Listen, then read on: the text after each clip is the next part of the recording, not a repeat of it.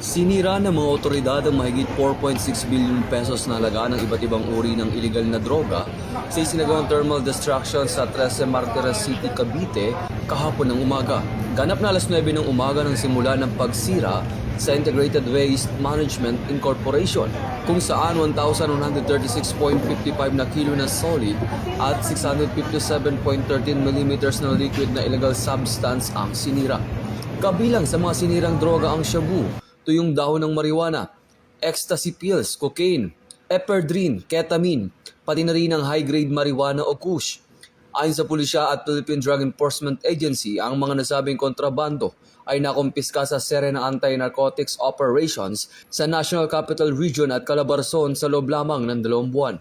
Kasama rin sa sinira ang mga sako ng shabu na natagpuan na palutang-lutang sa karagatan, sakop ng Palawan. Mula dito sa National Headquarters ng Philippine National Police, ako ang inyong PNN correspondent, Patrolman Edwin Baris, alagad ng batas, tagataguyod ng Balitang Pulis.